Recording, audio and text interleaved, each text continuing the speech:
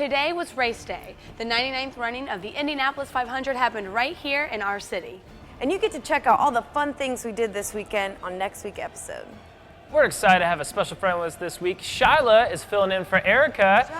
Shyla, would you like to get us started? Indianapolis, are you ready to be in the loop?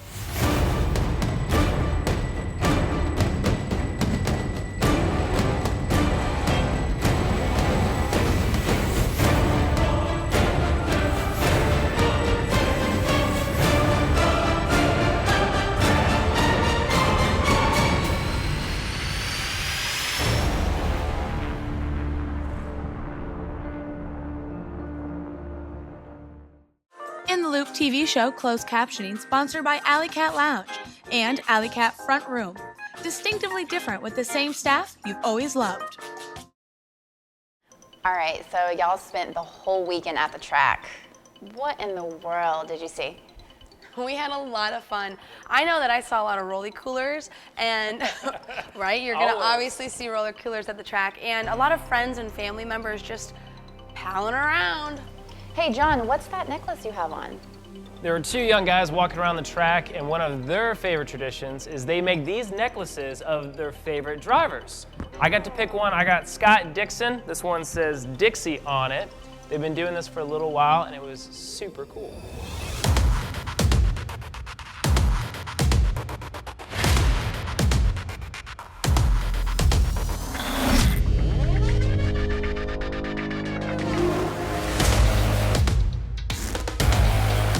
If you have a desire and a need for speed, there's no greater place to come than the Indianapolis Motor Speedway, home to so many racing and Hoosier traditions. Corey, what are some of your family and favorite traditions here for the track? My grandpa started coming to the 500 back in 1946, and my dad started in 1960 and hasn't missed a race since. Not a single one? He's made every one? 500, yep. I haven't missed one since Ari Lyndike in 1990s. Have you ever kissed your brick, Corey? I have not. But you have not? I suppose you probably want me to. Do you want to kiss your brick right here on camera? Let's see this. You know what? I'm going to give an A+. That's awesome. Good job, Corey. Did you make these yourself? Yeah. No way. Look at this one. This one says Dixie. Who's Dixie? Scott Dixon. Are those some of your favorite drivers? Yeah. And Sato, Rahal, and JPM. Oh, thank you guys so much for the race day swag. The Coke Lot is the best time. Why the Coke Lot? Because it's the best people in the world coming together for a good time, for a great tradition, for the longest lasting race in the world. Woo! What goes on in the Coke Lot? Is it like Fight Club where you can't talk about it? Or can you give me a little bit in? Can you give me a little insight? It's a great time with great people. Everybody has a good time. And that's what's great about the Indy 500. All over the United States. Everybody it's not comes just together. Indiana. Yeah. My favorite part of coming to the Indy track are the cars. I like to watch the cars, know who the drivers are, what the engines are, and so forth. Part of a Speedway tradition. You had to be a part of Carb Day. Carb Day is a big deal. You had to be here for race day. Race day. And you had to have a beer and a jumbo tenderloin. Jumbo tenderloin. That sounds like the full package deal. But there are some things out here that you will not see at any other venue anywhere in the world.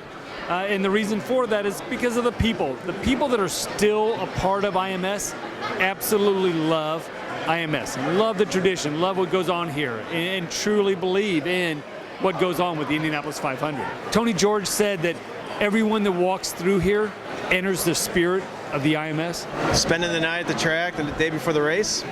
Is that on purpose, or did you just end up crashing somewhere? Do you go glamping? Do you go RV camping? No, we got a yard we park in every year, and we just get some tents, hang out there, and walk around Georgetown for a little bit. And the tenderloin, the track tenderloin. Tenderloin, yes, we keep hearing about the tenderloin. Yeah, it's great. If you haven't had one, you got to try one.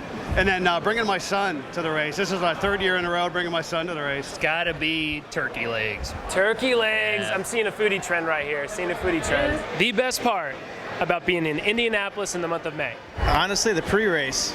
The pre-race, everything that leads up to it. Yeah, the plane taps and all the kind of pomp and circumstance leading up to the race. Every year it gets you right here, man. I don't know, especially taps. The first lap is always the best when they go around top speed. And then just being with the same group of people every single year, it's kind of like a mini family reunion. Get to see people I haven't seen all year long. I think that obviously for the big one, the milk, The milk. You're the first person today to say the milk.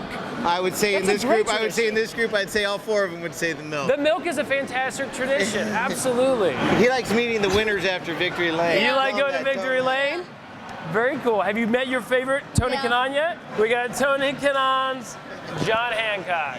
The camaraderie, all the fans coming together, not really caring about if you're a stranger or not.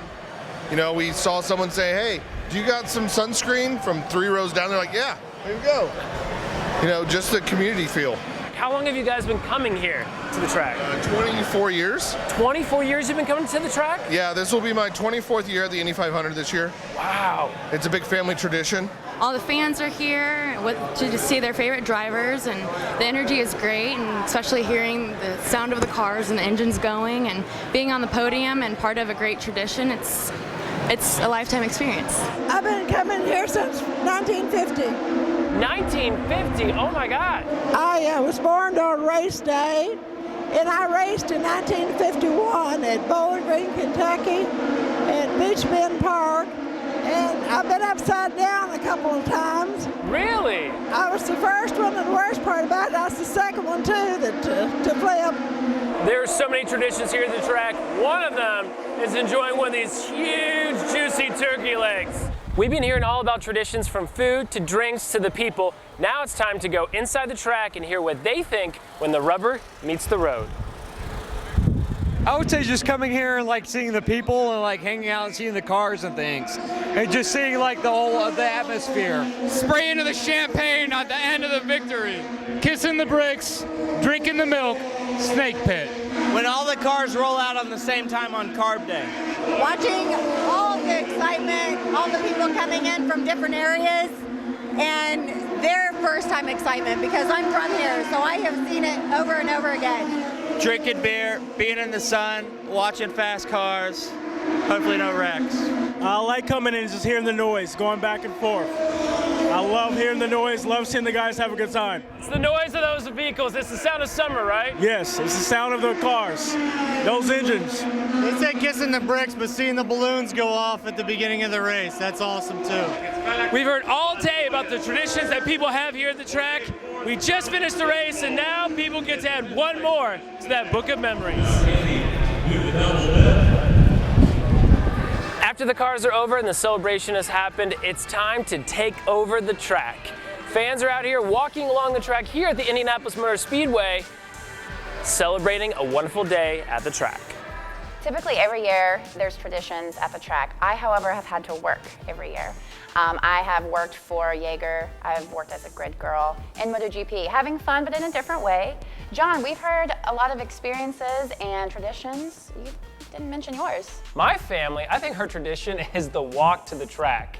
Every year, it's always the craziest thing, and you'd think we would look at a map and figure out where to go. We don't. We just kind of figure it out as we go along. I always get lost, but you meet so many cool people along the way. The people watching is spectacular. This was my first time going to the snake pit and being in the crowd and being in the infield, and the party was just out of control, and it was so fun to watch everybody just enjoying the festivities of the day. I like to start my big race day with some B's and G's at Clabber Girls and some Bloody Marys. It's a very good tradition. Next year marks the 100th running of the Indianapolis 500, and we are going to continue our conversation with President of the Indianapolis Motor Speedway, Doug Boles, as he talks to Erica about all the other great events coming out at the track this summer and into the fall.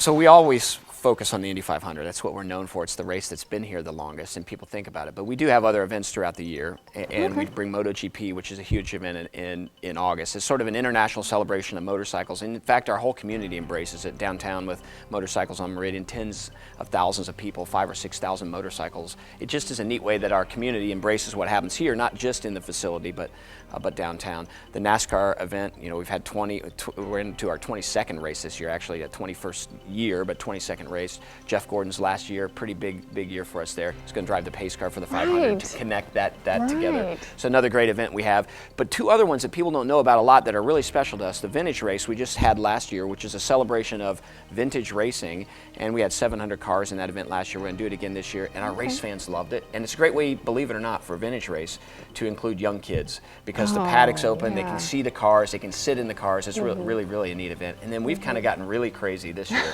And July 4th, we're going to host the Rolling Stones at the Indianapolis Motor Speedway, completely outside of our element a little bit. But this is such a great venue, and this is such a great band, and combining the two of them on July 4th, we think is going to be a tremendous event. So we're looking forward to that as sort of the rest of what we do during the year. But everybody knows this for the 500, but we have all these other events that take place throughout the year. That's so creative. What a great way to use this event space. Well, it's a big space, and music sort of fits what we do. We've had music as part of our event, so if you bought a gate admission ticket to Carb Day or to the NASCAR weekend, you got music along with it.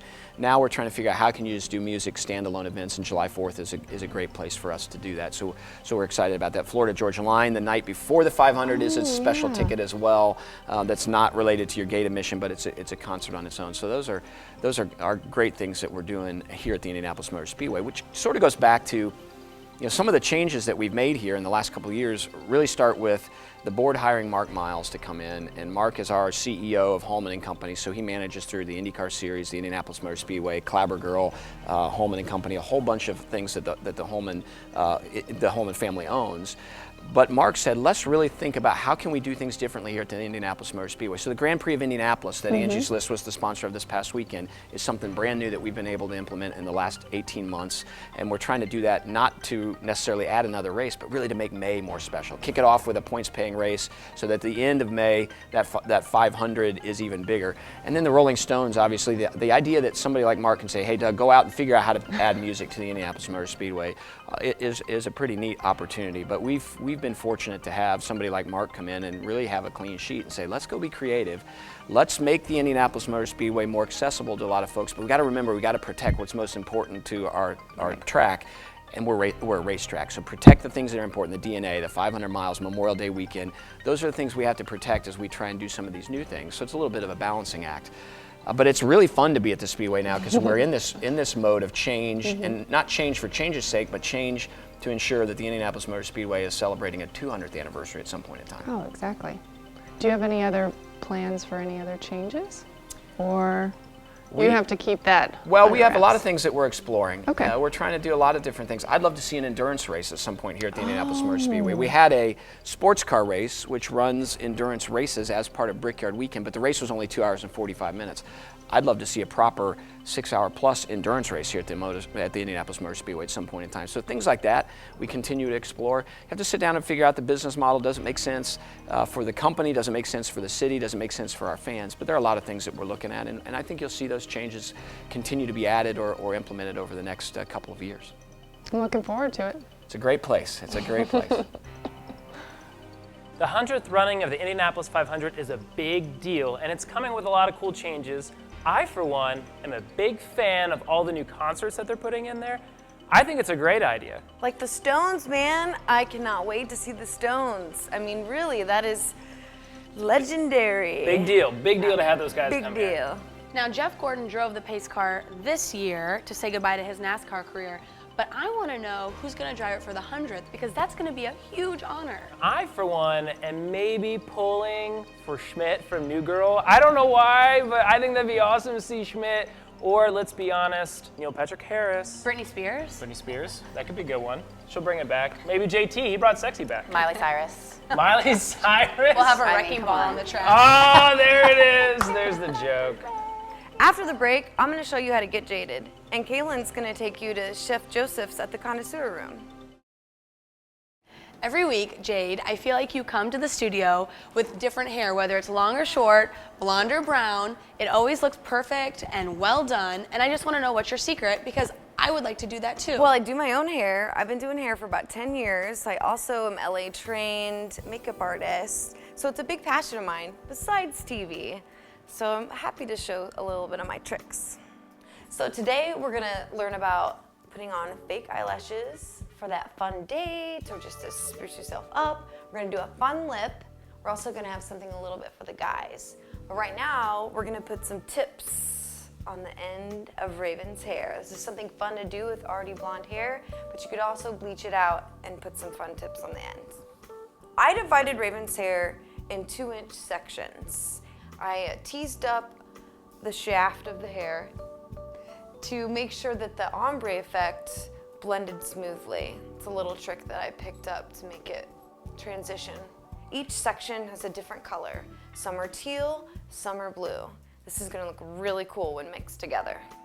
We're gonna set a timer for about 40 minutes, and while Raven is processing, I'm gonna show you bros how to do your brows without overwaxing them. Hi, Charles. No more unibrow today, huh? First, we have to clean the area before we apply the wax. I took from the middle and a little off the top. After you make sure all the wax is gone, you put a post-cooling gel on there so that it soothes the skin. Ladies like our men with clean lines. So now that we have that done, we're gonna proceed to the haircut. And Charles has been letting his hair grow out. He's going for the man bun look. But it's important to keep the sides nice and tidy, you know, to look professional. With Charles, we took a 1 guard to a 2 guard to a 3 guard. So it had a nice fade all the way up to his natural hairline. We left it really long, just took off a tiny bit, textured it. It's not exactly where he wants for the man bun, but it's gonna have some fun styles along the way. We got Charles all cleaned up, ready to go. He looks hot. You excited? Always. Yay! Remember to use a color-safe shampoo, and also don't overwash your hair. Treating your color with care is like an insurance policy for your hair. I'm a color specialist. I love playing with trendy shades. I love how this turned out. These colors are really on trend right now. But as good as I am with hair, I'm even better at makeup. So let's step in front of the mirror and I'll teach you some of my makeup tricks.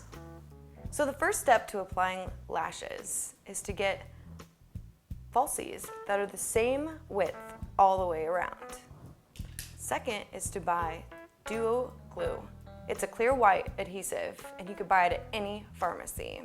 Next step is to apply the glue. Use a thin line and let it sit for about 30 seconds.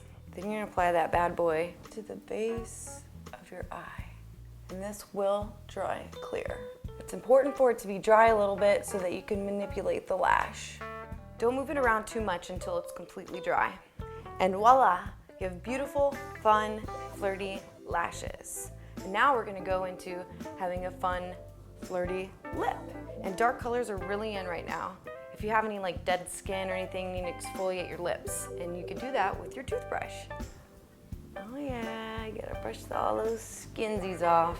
So after you get done doing that, you could just take some concealer or foundation. The reason why we do this is because it has something for the lipstick to adhere to. We're gonna take our lip liner. I like to make a really nice thick line. Then we could take like a really thick lip gloss. And I like to put a nice lip plumper on top of it. And those lips should last you all night long. I hope you enjoyed my little tutorials. Now come and see me and get jaded. You guys may not know this, but I got jaded. I really like it. It looks good. Yeah. You did a good job. Thank you. What kind of things can I get done at your salon? I need some waxing done. I mean, I do waxing, as you saw. My main passion is makeup, although I do love color and fun colors. I'm really good with color, but I specialize in print makeup. So I love doing photo shoots and weddings, because there's a lot of photography at weddings. I really would love to get you guys in there and play hair and makeup and, you know. Yes, I need to make an appointment with you stat because this fro needs some touch-ups and I want to do color and I want to do a cut and I want to have a great day at your boutique salon, just as every woman does. And I think we should make a deal that we're going to go get jaded with you and then we're going to go to south of Chicago Pizza and Beef and stuff our bellies. Done. I'm in. And have a There's great foods. time with snacking, eating, and we can also coloring. put makeup on John. That part's not gonna happen. Not gonna happen. Fashion and food. Stay tuned. We'll be right back after this short break. I would like to surprise my boyfriend this weekend, and I need a good place to take him. What's a really romantic place? I think I have the answer. I'm just going to jump in here. For all of you this summer who need a very romantic date spot, including you and your special man, I suggest you go to Chef Joseph's at the Coinneseur Room, and here's why. For the last 3 years, they have been voted the #1 most romantic restaurant in Indianapolis by Indy's A-list, so it's a pretty big deal.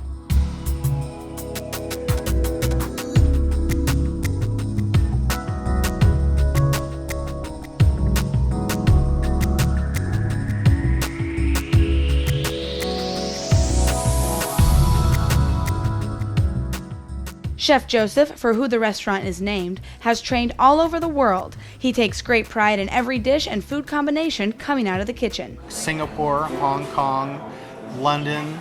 I lived in Munich, Germany for 5 years. Oh, I love Munich. What a beautiful place. Dallas, Texas. So you've then really been able to bring a very much an international flair then to your cooking.